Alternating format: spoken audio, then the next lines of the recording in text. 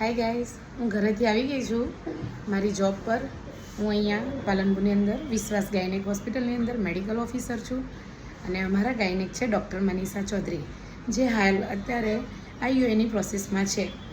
તો ચલો હું તમને મેડમથી મળાવી દઉં છું કે આઈયુઆઈ કરે છે અને કેવી રીતે કરે છે.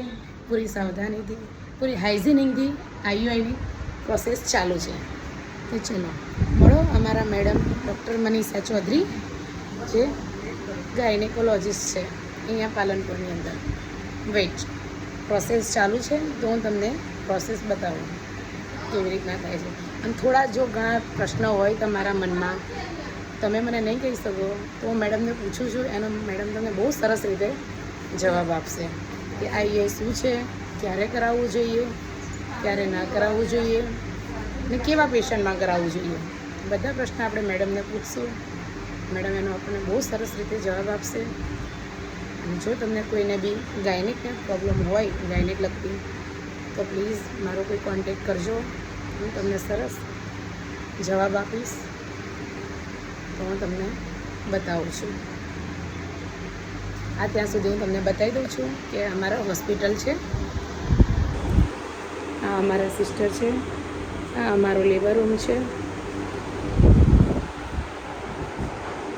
અમારી સોનોગ્રાફી મશીન છે, આ અમારી ઓફિસ છે.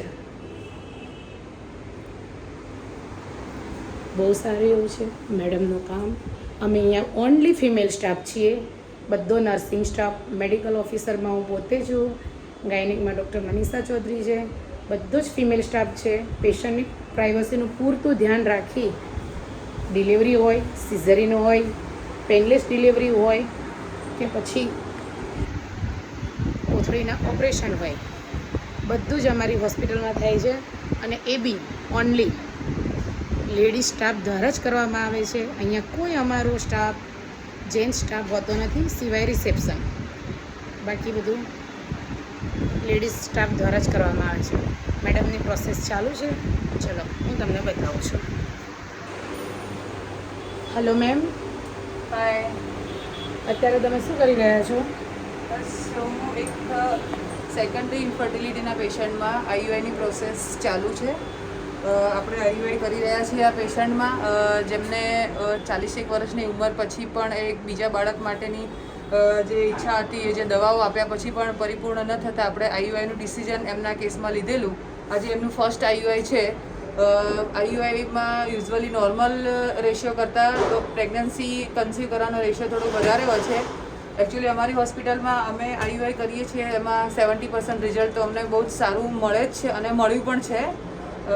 હોપ સો આ પેશન્ટમાં પણ કંઈક સારું રિઝલ્ટ આવે. મેડમ બીજું એવું છે કે આઈયુઆઈ માટે કોઈ એજ લિમિટ છે કે આ એજમાં જે આઈયુઆઈ કરાવવું જોઈએ કે એવું કશું છે?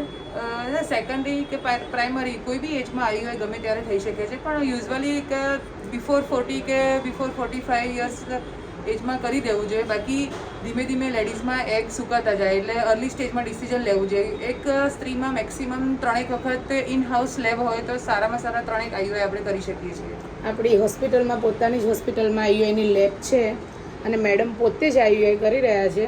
ઘણા બધા પેશન્ટને કર્યા છે અને બહુ સારું એવું રિઝલ્ટ બી મળ્યું છે. ઓકે ગાઈસ, તમને બી કોઈ નીડ હોય, કોઈ પ્રશ્ન હોય જેનો જવાબ તમારી પાસે ના હોય, બધી જગ્યાએથી થાકીને હારીને આવ્યા હોય એવા પેશન્ટો અમને કોલ કરજો. મારો નંબર હું નીચે મૂકીશ. Okay guys, by.